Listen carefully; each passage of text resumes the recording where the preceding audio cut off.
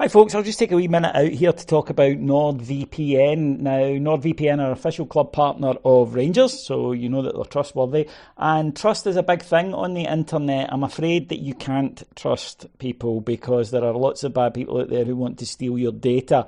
And if you are using other Wi-Fi to your home network, if you are out and about and you use Wi-Fi or your 4G when you're outside, 5G, whatever, then hackers are able to get to your information, and it's such a pain if you've ever been hacked and you've had to change passwords or you've had to change bank cards, etc. It is so time consuming, and you don't need to do it because all you need to do is sign up to NordVPN and know you're protected. And of course, if you're ever going on a short holiday, then you know what I'm talking about. You know where you can go to get absolutely thousands of options of where your internet is. But security is the key thing, let's face it. And you can get 73% off your NordVPN plan and a bonus gift. If you go to nordvpn.com/heart and hand and use the code heart and hand, you will get up to 73% off your NordVPN plan and a bonus gift. So just go to nordvpn.com/heart and hand,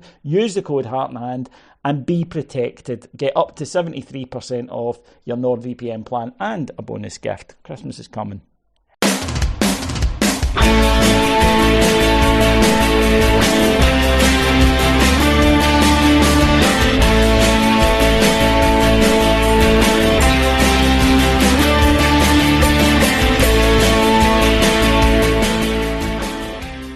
Hello everyone, it's David here. I'm the host of Heart and Hand as always, and I'm delighted this week in a rare live in-person pod to be joined by my good friend Adam Thornton. Hi David. And my equally good friend Stevie Clifford. Hi David. Well folks, we've just been at the press conference, bit of an unusual pod today, with Giovanni Van Bronckhorst. And before we get into our thoughts on it, and unfortunately our thoughts on yesterday's League Cup semi-final, let's hear a little bit from the manager. Afternoon everyone, it's a pleasure to see you this afternoon at Ibrox. Here today to introduce you to Giovanni, who's our 17th permanent manager at Rangers. We're delighted that Gio's taken up the appointment, and we're looking forward to the new era that awaits Glasgow Rangers. So I can just hand you over to David and he'll manage the questions. Giovanni, first of all, congratulations. Thank you. Welcome back to Glasgow. You've walked into this stadium as a player before. Give us an idea of how it feels to step through these doors knowing you're now the manager of this football club. Well, I'm very proud. As you said, it's been 98 when I first came here. Sat together in this room with Dagatvakat, the coach. So to be back now as the manager is a proud feeling. Of course, always kept in touch with the club, also the players I played with. So it has been a beautiful time as a player, and it's good to be back now as a manager. And the last days, being in Glasgow again and being involved with other people working with the club. Made that feeling only more special. It's a big decision to take on a huge job like this. I just wondered if you can give us an idea of who you consulted before making the decision and what advice they've given you on taking this role. Well, it's been a moment where when we first had the contact last week in taking the job, for me it was quite easy because I know the club, I know how big Rangers is, so for me there wasn't an issue about thinking over this job. But of course you have to talk to the people first and then see if they were really offering me the job. But I was confident that I would have the job because it's a club I want. It's a club I want to lead. And I want to bring success to the club. And I've been working for a big club as well as Feyenoord, very big club with a lot of pressure. Also, a club I really know from when I was young. So I think those clubs are very similar, and hopefully I can bring the same success as I did together with my staff and the players to Rangers. You saw your new team in action firsthand yesterday. Yes. A game they did not win, of course. I just wondered what you make of the team you're inheriting And just what you made of Conor Goldson's comments after the game, that maybe the group have lost a little bit of hunger. Does that concern you at all? Well, as you said, I saw a lot of footage about the team, a lot of games they played this season. So, it's a great squad. They won the league last year. And obviously, the second year to be champions is more difficult. But, we're still in the good place. And, of course, not happy with the result yesterday. So, I can see some things I want to change or we have to be better at. But as my first meeting with the players will be tomorrow, so I think it's better to tell them first and to look them in their eyes and to make sure that from tomorrow on we do everything to be successful for this club, and that's my goal, that's my ambition, and that's also the message I want to put across to the players. Congratulations, Gio, first of all, on your appointment. Thank you. To manage the club. In terms of your backroom staff, the club have just confirmed those. Can you tell us a bit about them and what they'll bring to Rangers? Yeah, well, I brought some backroom staff with me. Also, staff I used to work with them also in the past. So we have Roy Mackay, who will be a first-team coach. We played together, and he was also with me in my staff at Feyenoord, and will be especially looking to work with the strikers. Yuri Boschart is my video analyst, who knows the way I want to play, who knows the way I want to train, and is helping me in that department. Arno Phillips is the one who will take the physical training and sessions with him. Also a member of staff of mine, which I was working on for many years. So I think it's good to bring some backroom staff. I know there's already a big backroom staff at the club. Very good people, very professional. So in that way, I think it's a good mix to work with. In terms of the squad, you mentioned it's a talented squad. Is it almost a clean slate for players that what they've done in the past doesn't so much count? It's what they do for you and what you see on the training pitch, and we might lead to seeing players who've maybe not been regulars inside getting a new opportunity? Well, in that aspect, yes, of course, because I'm the coach coming in tomorrow and work with them. So for them, it's I like players to work hard and to show me and show the club they want to play. They want to do everything possible to be very good on games, very good in training. So in that aspect, I think it's a new beginning for them. So I'm a coach who will give confidence to everyone who's working, who's make sure he will play at 100%, no matter how old you are. If you're young or old, if you're good enough for me, you can play. So in that aspect, I think it's a new beginning for all of us. Giovanni, could you give us a brief description of your playing philosophy and how you see Rangers playing moving forward? Well, I'm brought up in Holland, so we all know the 4-3-3 system. I'm familiar with as a player with all the teams I played with, but also as a coach, I'm very fond of the system as a starting point. I think you can have many systems within a game, depending on which opponent you're playing. If they're pressing really high up, if they're defending really deep. So I want to make sure that my players know the different ways of playing against each system, and that's the most important thing, because I think modern football is more about the dynamic and also the dynamic in changing within games. So for me, that's the most important thing to work on from day one. You join at a crucial time. There's 6 weeks, lots of important games in there. Will it be a challenge to implement those ideas when there are games every 3 days or so? Well, you don't have, obviously you don't have the pre-season where you have 6 weeks or even more to work with your new staff, to work with the players. So, my point of beginning is something, it's not ideal, but, I think the club did well to react the last week in getting a new manager, getting a new backroom staff. And for the players also, it's something they don't want to have in the middle of the season, but it's just the way it is. So from tomorrow on, we were working hard to, first of all, to win games. I think that's the most important thing.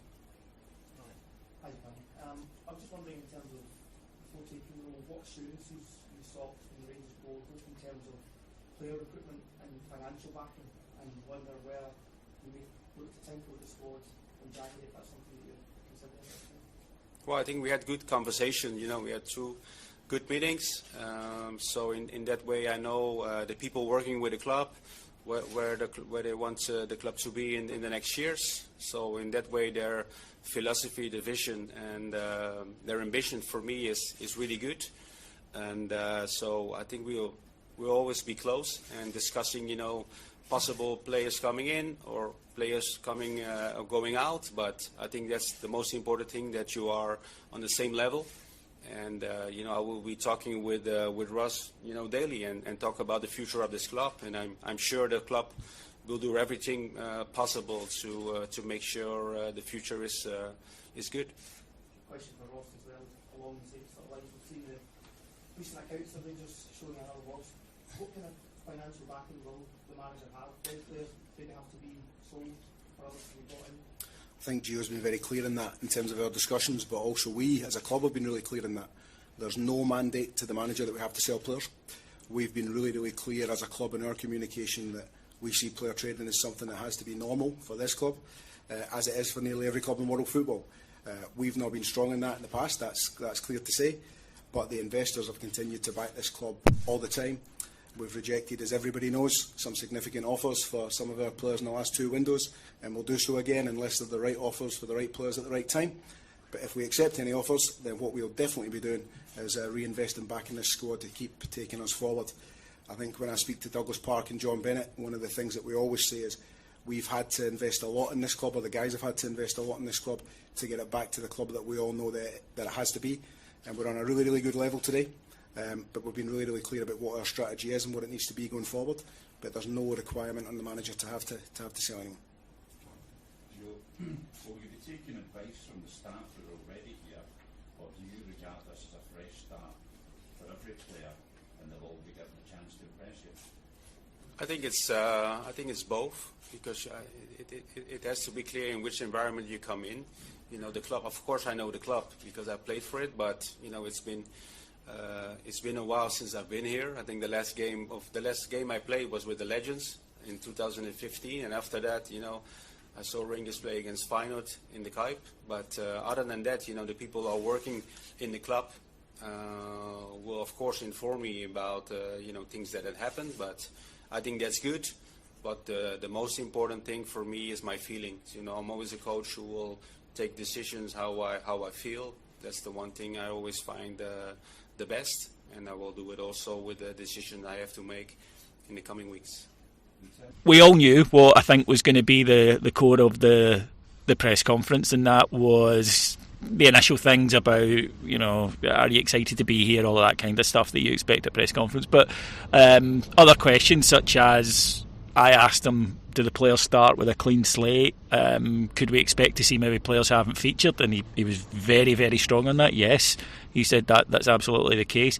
But first up, Adam, let's talk a little bit about his comments about what I suppose has to now be called the Connor Goldson interview. That was quite a divisive one, I would say. Most people were in, and I'll be honest, the camp I was, which just no, not at all. I just didn't see the benefit of it. But there were some, it was a small amount, but some were saying, look, he's totally honest, he's totally right. My take on it was that may well be the case, but he's not really in a position to do that, and certainly not publicly. The manager, when asked about hunger, said a very interesting thing. He said, I expect that to come from within a player. I have been at the top level football my whole career, and I know what it takes to be successful, and any player who doesn't feel that way will find a very tough manager. That's a quote. Look, we'll read into things, we don't know, but he didn't sound too impressed. He didn't. No, he was a lot sterner than I think I would have thought. Not throughout the whole press conference, but certainly at the situations that you would need to. He obviously didn't answer it directly, but he kind of inferred, as you said. I'm on the same side as you. I thought that was unacceptable to say. If I'm honest, there are a way to do those things. I don't think that needs to be done in front of the camera. If he's doing that in the dressing room, and we don't know if that's something that gets said regularly or not, but I would imagine there'll be players within the dressing room who aren't too happy at that characterisation of him. I don't think any player, okay, we've all basked in 55, I don't think any player should be happy to accept one title, and that's it, that's job done, if you like, and we can kind of just take our foot off the gas a little bit. I feel like everybody involved at the club has been here long enough, certainly the senior players have been here long enough to know that should never be the case. So whether he's doing it to get a reaction out of players or not, as I've seen people saying, I don't think that's the right way to do that. Absolutely, if he wants to get a reaction out of players, he can do that in person, but you can't come out after a game and say it 3-1 down. Everyone knew it was over. That's just unacceptable for me. Yeah, I'm the same. I didn't think it was over, but we'll come to that later on. Stevie, he was also very clear, a phrase that he used, he loves working with talents, he loves working with young players who've got ability, because he was one of them. He came through from the age of 7 at Feyenoord all the way to the first team, and he was very clear that the players, it's what they do in training for him, not what they might have done in the past. Yeah, they were the two big takeaways. The first point, I liked it because there was a very noticeable change in how he came across. I thought he was quite jovial at times. He was quite friendly, and he was nice with the way you would want him. But on that question, he was visibly different, David, to me. He answered it differently. He answered it sternly. He answered what I would want to hear, but without going over the top or without making it a show. It was enough of an indication that we know that the players are going to get told tomorrow exactly what we would want them to get told. With regard to the youth, that's great. That's what we all want to hear, because we know that there is some big talents in Nathan Patterson. Kelly. Yeah, I mean, Kelly's the other one who had a great pre-season and seems to have disappeared, and people are asking if he actually really does exist, because he was so good at pre-season, he's just disappeared. But there's other talents in there as well that we've got to be looking at. You go down to the B team, and the big striker up front, Allegri, scoring goals for fun. You got McCann in midfield and things. And I'm not saying that these boys are the answer to the moment, and I don't think we need to be looking that far down and things like that. But what I'm saying is, if they have a manager that's clear with a pathway for them, then it's great for them to hear. And they were the big things for me today. I like hearing what he was saying about his tactics and the work thing. That's another big thing for me that you want. And I know it's obvious kind of answers that perhaps he was given, but these are the words and the things that I was looking for. So they were the big takes, definitely on the youth, David. Adam, you asked him about his preferred style of play and his methodology. He mentioned, of course, he's Dutch and he grew up the 4-3-3, but he mentioned about being more flexible and about there are different challenges and that requires different things. That was one of the things that was put at Gerrard, that he could be tactically inflexible. I know that sometimes you felt it was maybe too much hammered at him, but it was interesting to hear him basically say, look, I don't have I've got a philosophy on how I want us to play football, but in terms of things like systems, etc., then I'm going to see what the lie of the land is and what suits us best. Which I think is fair. Gerrard's flexibility came from selecting different players in different positions. It was a player flexibility that gave us, maybe at more times it would be a 4-4-2 if Roof and Morelos were playing, whereas if they weren't playing it would be a 4-3-3, and similar with Davis and Kamara versus Aribo and Arfield.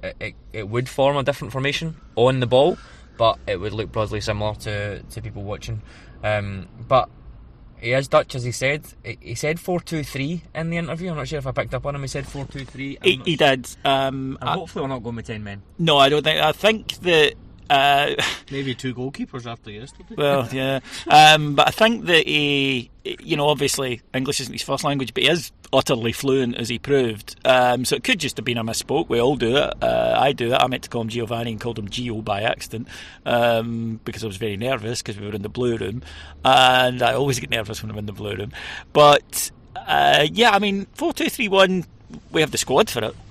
We do. Yeah, that was what I was going to say. If he just missed the one at the end and was going to go 4-2-3-1, I think we absolutely do. We've seen it happen, 25 times over Gerrard's tenure. We've kind of played with a 4-2-3-1. Several stages last year we did okay. It is a formation that we've had a bit of success with, and I think the one thing that is widely acknowledged seems to be that we will go back to playing with wingers. So a 4-2-3-1 would allude to that, and it also lets you have a proper number 10 in there, whilst having the two holding midfielders, which I know we say is overkill. It was overkill in Gerrard's system, but if you've got 4 full-backs, 2 of which are going to attack anyway, and you've got 2 holding midfielders, but then you've got an extra man up top, you probably do need that bit of solidity in there. So if it is a 4-2-3-1, with the players that we've got, I think we're flexible enough to be able to cope with that. So I'm looking forward to it. But I think overall, philosophy-wise, it will be what we class as the 4-3-3 total football Dutch philosophy. But within that, of course, they can switch to 3 at the back, as well as Barcelona and Cruyff themselves did quite a lot. So they'll be able to switch in-game. You mentioned in-game being... he's not going to just stick to something if it isn't working. And those different styles thing that you mentioned as well, I kind of took that both ways. Our different styles, but then also the teams that we play, different styles. Gerrard has, or had, a system, and more often than not, we kind of played we played the same system. There'll be games where we played the exact same lineup against Hamilton as we did away to Benfica, for example. Those are just too polarised. I'm not saying it was exactly those games, but you might not see that now. It might be different formations and different styles to suit the team that we're playing, which I think is what everyone is crying out for. It's a wee bit of change there, some wingers, some pace in the team, to be a bit more direct. And I don't mean, unfortunately, David, I don't mean lumping the ball up to a Mark Hateley type figure, maybe more direct in the sense of getting the ball forward quicker. You mean the Rangers way, the Yes. way that we won all these trophies with? Yep. 54 titles, in fact. That's what I mean. 4-4-2, yeah. No full-backs don't cross the halfway line. That's 54 titles my way, 1 title your way. Yes, that's a fair point. Actually, Alex McLeish, I'm taking Alex. Right, 53 titles, 2 titles your way. Yep. I'm still winning. I've just doubled my points total in 30 seconds though, so I'm doing okay. That's true. I think we'll see flexibility, absolutely. But for me, we need to.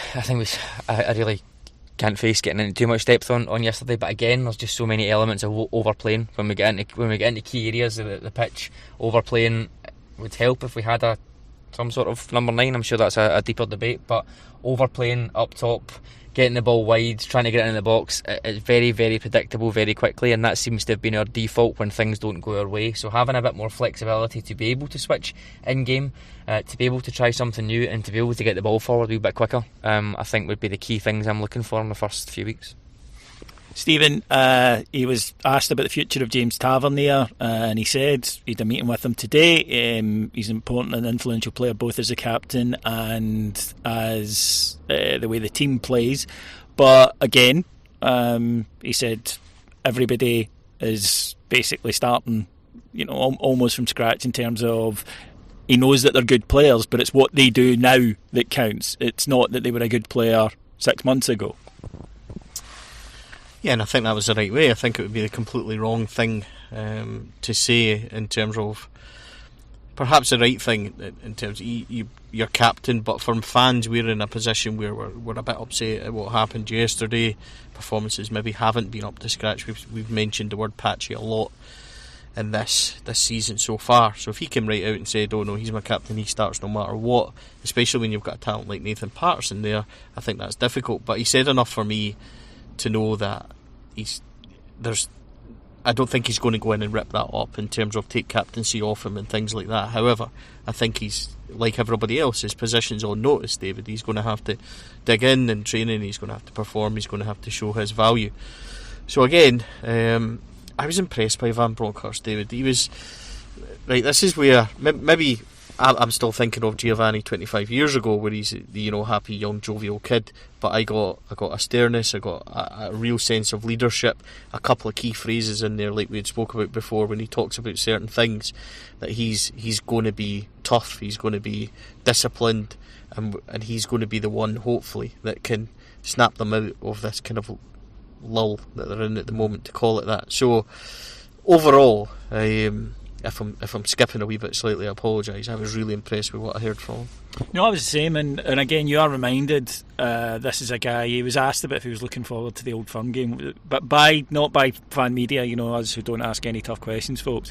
He was asked if he was looking forward to the Old Firm game, and he said, "Yeah, of course I am. It's a big game. I enjoyed playing in them. Same as I enjoyed playing Feyenoord versus Ajax. Same as I enjoyed playing Barcelona Real Madrid games." And it was just a wee reminder of This guy has been at the elite level. That's a guy who's captained his team in a World Cup final, Adam. Yeah, and we deified Gerrard rightly for his career and everything. We view everything with Gerrard through a prism of what a great player he was and how much he did this and how much he did this.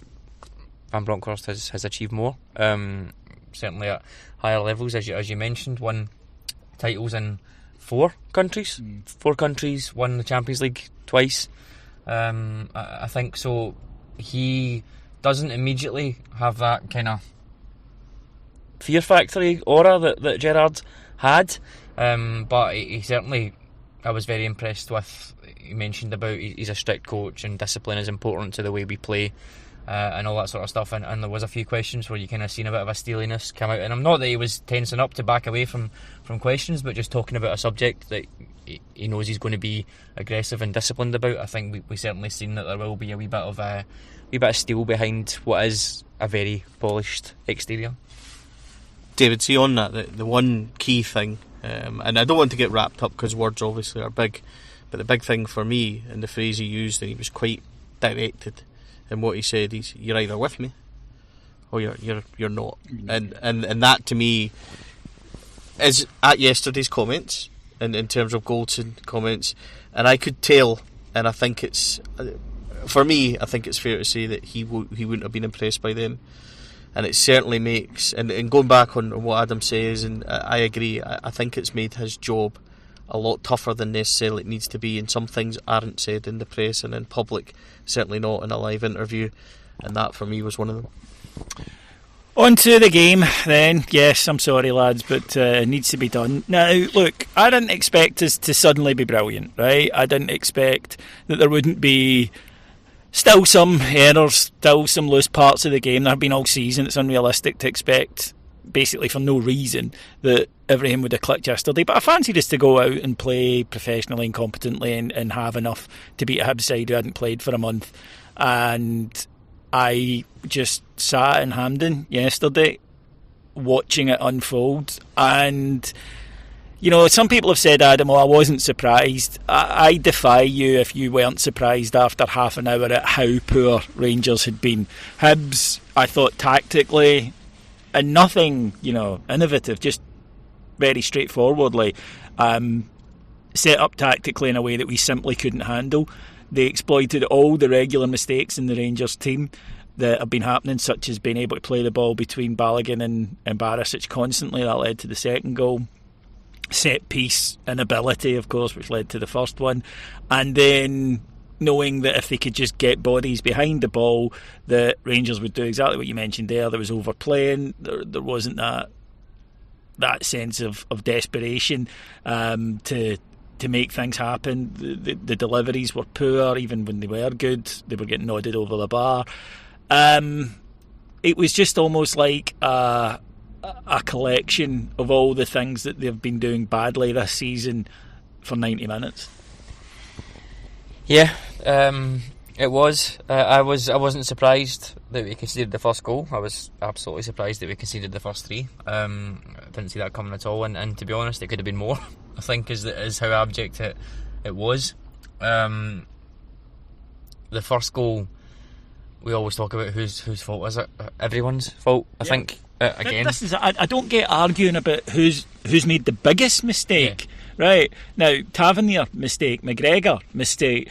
What's Balogun doing? What's Kamara doing? I mean, does it really matter who made the biggest mistake? No. There's half a dozen guys, and you talk about in any goal you concede there's systems of failure, points of failure where you could have cut it out.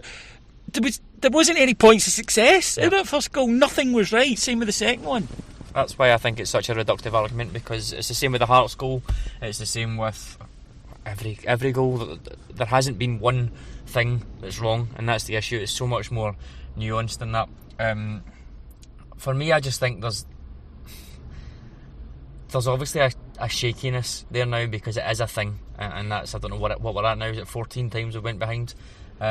So far we've now conceded, 16, 17 goals domestically, which is 4 goals ahead of where we were last year. For the season. The one thing that's interesting, I'm going to contradict myself here and not necessarily blame someone, but just offer something. There were times last year, and Martin's spoken about this before, there were times last year where I wouldn't quite say we were riding our luck defensively, but there were certain situations in games where goals were avoided, and if we're being honest, on the most part those goals were avoided by excellent saves from Alan McGregor. Absolutely not blaming him, because he has been superhuman, but can anybody pick two excellent saves from McGregor this year? Hearts, Barry Mackay going through against Hearts, maybe as one. This feels sacrilegious. This doesn't feel right. To try and form the words of me saying Alan McGregor shouldn't play as Rangers keeper when Alan McGregor is at Rangers. I've never done it before. I haven't. From his first breakthrough, from that night in Mulder, I was like, get him in the team. You know, it was Letizia we had at the time, and I was like, get McGregor in the team. And since then, I've just always thought he was brilliant. And people kind of jump on you and they go, why you want to drop? Do you remember what he's done for us? And it's all true. All I'm saying is right now he's just not playing very well, Stevie. He's not, and as difficult and as it's sad it is to say, we need to think about the team first. And at the moment, he's not in form. And the problem with him not being in form is the central defence isn't in form. And when your central defence isn't in form, you maybe look to the goalkeeper to add a wee bit of reassurance, a wee bit of stability. So is he going to come off the line and take a cross? Is he going to command his area? Now, unfortunately for Alan McGregor, I don't think he trusts his centre-backs. I don't think the centre-backs trust him, and there's a disconnect there that means that any time that ball comes in the box, he's reluctant to come and charge out and get it. I don't think he's looked as vocal as he was last year. He was very pumped up. He was very aggressive last year. I don't know if now I'm overanalysing things, but I don't see the same Alan McGregor as he was last year when he was top of his game. I don't look at John McLaughlin as being a better goalkeeper. I don't look at him as being the better option, etc. long term for Rangers as a number one, but I do at the moment think he's a better option for us now. And that counts for a couple of players in the team, David, but I think that the goalkeeping position is a big one. If I'm really critical, the second goal is definitely one he should save. The first one he's got to do a lot better. He's got to come and get it. There's two reasons why I say that. The first one is Boyle had a touch and he's 3 yards out in his 6 yard. He's already in his 6 yard box. He's halfway in. He takes a touch. By the time Boyle shoots, McGregor's on his arse, and that should never happen. Stay as big as you can. If you stay big and the boy rifles it or whatever past you, then fine. But he just didn't seem to move along his line quick enough. He didn't seem to react quick enough. And yeah, we're overanalysing it. I'm certainly overanalysing, but I think he could do better for the first. He's certainly at fault for the second, and that seems to be a succession of things that are happening now. And when he's not making the big saves, we then look at, well, what are you doing? And that's, listen, like you said, it's so harsh to be saying, but we need to actually get to these things at the moment. There's big questions that we need to get at in this team. Unfortunately for us, and it's only my opinion, other people might disagree, but unfortunately for me, Alan McGregor's position is one that needs to be changed, and that's one of, I think, 3 or 4 big questions in this team. Could I maybe change the terms of this question then? Because I think that it's not so much a case of saying, is player A better than player B, right?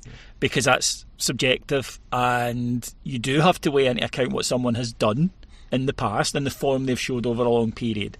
Is it more a question, Adam, of who's the better player right now? And that's when things like form and confidence, the intangibles, kick in. So it might not be a case of saying that we have to play John McLaughlin because he's better than Alan McGregor. It's just he might be in slightly better nick right now. Similarly at central defence, similarly in midfield. Yesterday you could have argued it for all over the pitch, in all honesty. Yeah, I think it should always be the case that who is in best form. I think there are times you can carry somebody who's not in great form when the rest of the team's fine and you let them play their way back to form.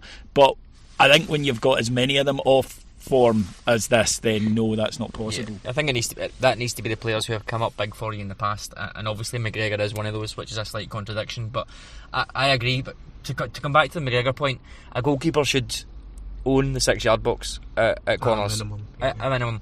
And there'll be comments saying, but he's never done that. Does that make it okay? We feel comments and criticism every week about Tavernier can't defend the back post, that's inexcusable, but we allow it for McGregor. That's okay, he's always been like that. That doesn't quite sit well with me. I think people should get criticised. On the second goal, McGregor would have saved that last year. That doesn't mean that McGregor should have saved it last year, because, as you said earlier on, the ball is way too easily cut through the midfield, first of all, and then that pass in between, whether it's Bassey, whether it's Barisic and Balogun, always happens. So to me, that is a pitfall of us having Balogun on the left of defence. People know that. You've got a right-footed centre half playing.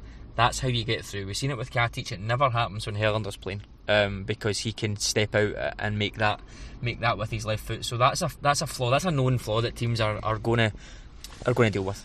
See, on that point, Adam, I completely agree with him. Malmo scored doing that, right? And then Celtic also had, I think it was Furuhashi went through the exact same, and McCrory stood up big.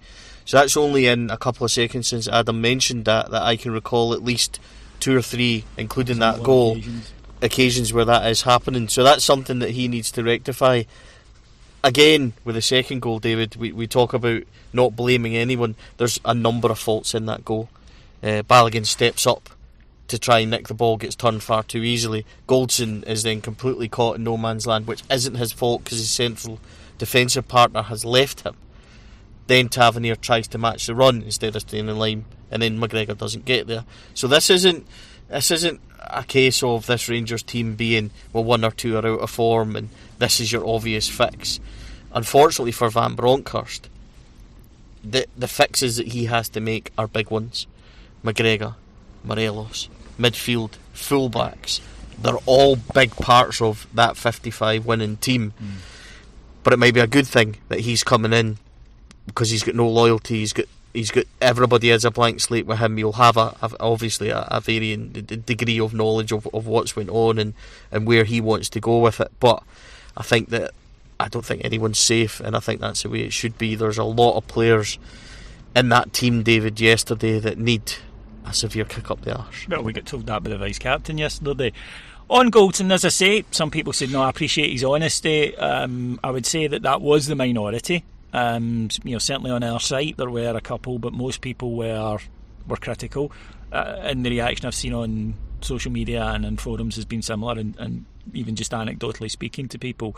Adam, all season with Goldson we hear he needs to sign a new deal, or I'm coming round to, do we really want to give him a new deal? Because he'll be 30. It would make him one of the highest paid players at the club. Are we necessarily wanting to commit a new manager to 3.5 years of this deal? Or might it be a case of saying, do you know what, thank you for your service, we're going to try something different? I thought you were going to ask me if it's physically possible for someone to kick their own arse there, but yeah. Not yesterday, they'd have missed. I have kind of made my peace with that. Since the window shut, I was of the opinion, I think, that he wasn't going to sign a new contract. And I don't get as annoyed at that as other people. I think people take it similar to the Gerrard thing as a jilted lover. How dare you think there's more to life than Rangers, because we think that. So I'm not too fussed on it on that side, provided that he's doing enough to stay in the team. And I think with the Herlander injury, I think it's accentuated that. He knows he's not going to get dropped. He probably knew he wasn't getting dropped anyway, let's be honest. Yeah. But even with Gerrard going, not under the previous manager. Even with Gerrard going, and to be honest, I don't think there's been many occasions that he should have been dropped up until this season. Probably zero, to be honest, if I'm going to be honest about it, which I'm sure will attract some flack, but I don't think so. But this season, the defensive issues, we're really missing Herlander.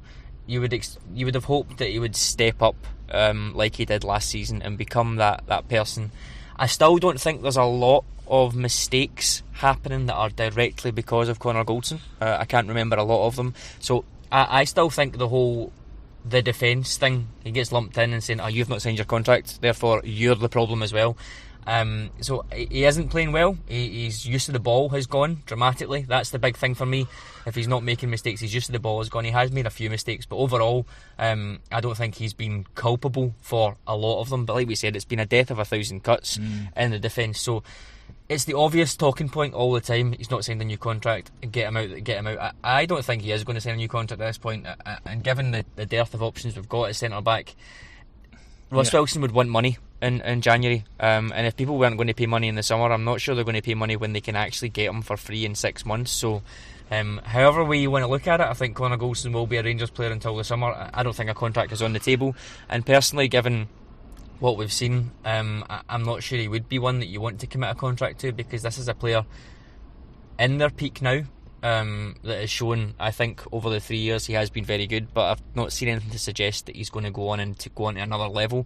Therefore, for the wage outlay, etc., I think there's probably better that we can be getting out there to come in and develop and get this finally get this player trading model on the agenda. There we go. Stevie, one of the questions I think we all had yesterday was the substitutions. Now, it wasn't an ideal scenario for the guys who were in the dugout, and there was some suggestion that Giovanni Van Bronckhorst should have went down there. As much as I love Kevin Thompson, I disagreed with him strongly there. Ross Wilson said in there he couldn't have, even if he'd wanted to, because the work permit wasn't through, so it would breach any number of employment law, but also SFA and SPFL rules. But the guys who were there, the B team coaches, the substitutions were utterly baffling to me. Now, I'm not one of these guys who thinks that I know better than professionals, because I don't, right? I don't have coaching badges and I've never played to a high level.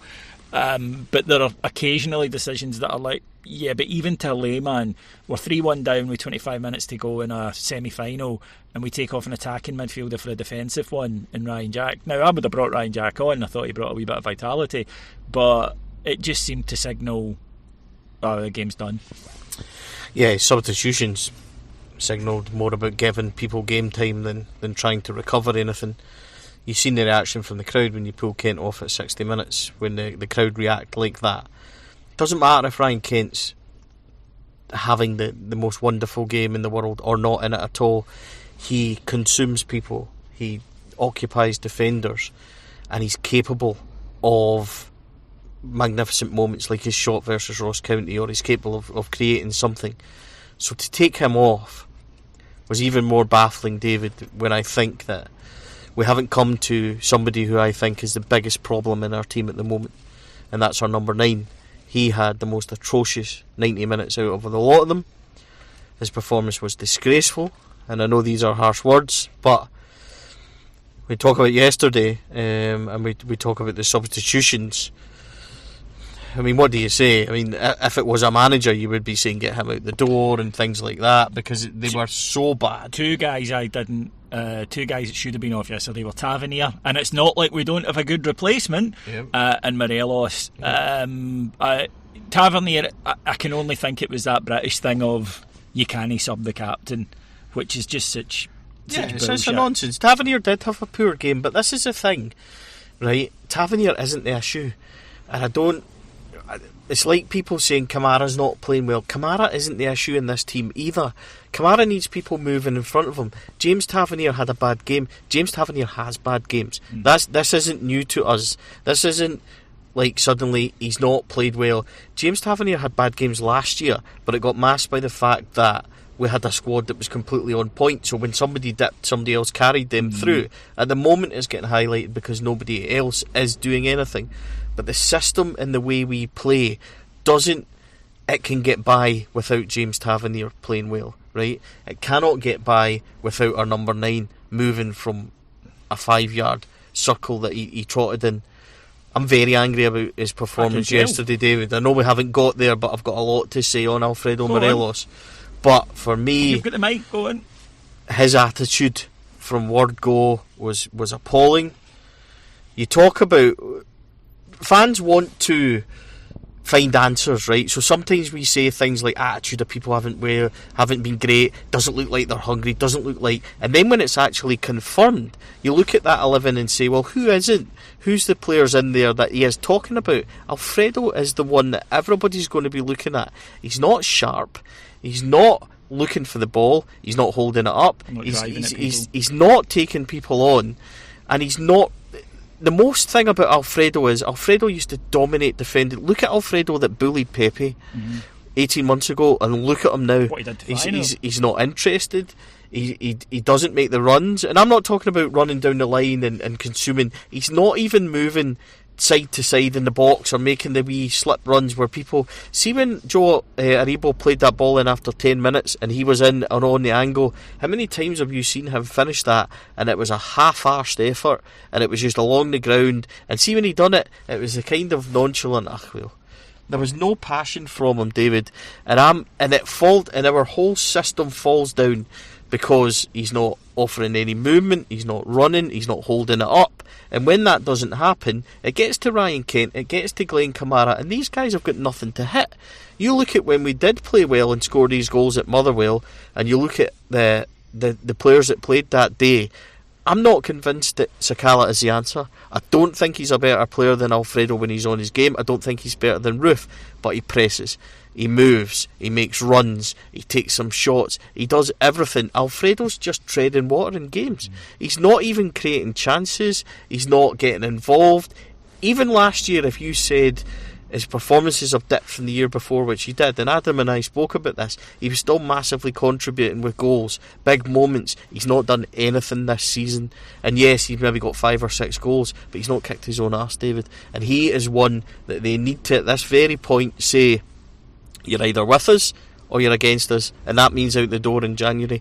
Because see, at this moment in time, we're not getting the money we want for him, but see, anything that we do get offered that's big enough to put him out the door, see if he's going to give you what he gives you on Sunday, then he goes. And he's not the only one, but he's the biggest massive culprit in that team for me. Adam? I don't like to say we've been saying this for a while, blah blah blah, because it's a wee bit of after eventing, but myself and Ali did a podcast on Patreon this time last year, possibly January, where Morelos has this new role and he's doing this and he's doing that, was all we heard for most of last season, and he's great at linking deep, etc. And the kind of point that we made was there wasn't a huge improvement on that last year, certainly not enough for us to lose what we lost with Morelos that autumn 2019, where he was unplayable, ragdolling defenders, as Stevie said. All of that was gone last year, and the general feeling for people was that's him maturing as a player. He's doing this build up and he's doing that build up, and I think the argument at the time was someone needs to be doing what he did. We need a focal point within the team. When you've got players around him like Aribo and Hadji that aren't going to run beyond, someone needs to be there to do that, and we lost a big thing by him not doing that. Now what we see is, in my opinion, he's not doing either. His link-up play and stuff is fine. He can be neat and tidy, but he goes through and goal, and he's lost the pace. The one Stevie mentioned, if he had another touch, he had a touch to go in closer, get a better angle and put it away, but he knew he wasn't going to outrun the defender. And he can't finish those chances anyway. He never finishes those chances even when he has pace. So he's taking it early because he's not got the confidence to back himself to get past the defender. We see people saying he's so much bulked up than he was 2 years ago, whether it's muscle, whether it's fat, I don't know. He doesn't. If it's muscle, he doesn't need to be as muscly as he is, I guess is the thing you would say there. I think it's probably a bit of both, but he's lost the explosiveness. He's not occupying the defenders, and the link-up play for me has always just been okay. Sorry if that's critical, but dropping deep to receive the ball and pass it to someone and drag a defender out, that's striker 101. I don't think we should really be lauding that. So what we've lost from Morelos was what made him unique, that kind of Suarez style, I'll come and get the ball, I'll kick it off your shins and I'll just run right through you and have 5, 6, 7 shots and goal a game. Now it's just not there, and he looks a shadow of what he was. You could argue he's a more complete player. I would very much disagree on that. I think he was the player that we needed him to be at that point, and I think we could do with that player back now, but it doesn't look likely to me. Right, so what we're saying is, right, change some of the players, get us back a rampaging Buffalo, sign a centre half. Would that be accurate? That'd be nice, yeah.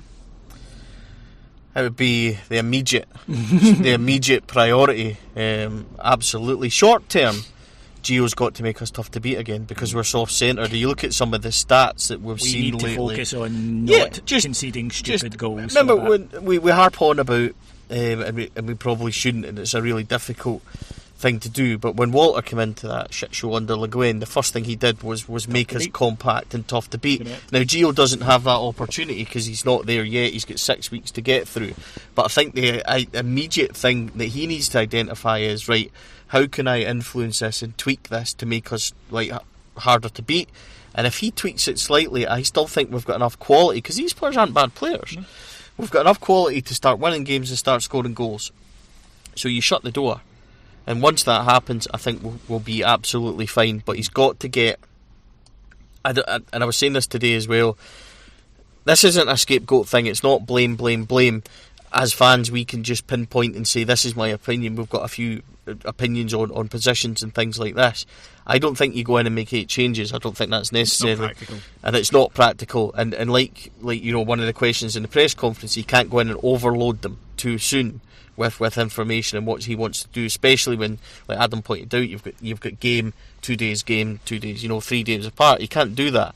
But what he can do is make 3 or 4 significant changes that will be enough to revitalise us at the moment, give him some breathing space, hopefully take us on to a few more results and kickstart us enough to get us through to January, where he's got 3 weeks to work solidly with the players and get people in that he wants.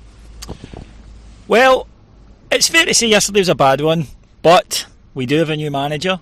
He was very impressive in his press conference. Now, that's good, because it's words, but it's action. But I think we all have a bit of faith in him. I think he's a favoured son of the club, and we're looking forward to seeing the Gio era begin. So thank you to Adam. Thanks, David. Thank you to Stevie. No, thank you, David. Cheers. Thanks to our executive producers in London, Mike Lee and Paul Miles. If you want to hear more from us, come to patreon.com/heart and hand. You can always check out Stevie's stuff, 4ladshadadream.com. Blog. So I don't know is what it? You don't know what it is? 4ladshadadream.blog it is. All right. Don't ask me, David. I wasn't even prepared for it. I thought you were doing it for me. To be fair, he doesn't search for his own blog, right? But if you put 4 Lads Had a Dream on Google, right, aye, definitely. There we go. And you can always get me and Stevie on our monthly shows with CJ Novo. So thank you for listening to us, folks. Hope you enjoyed it today.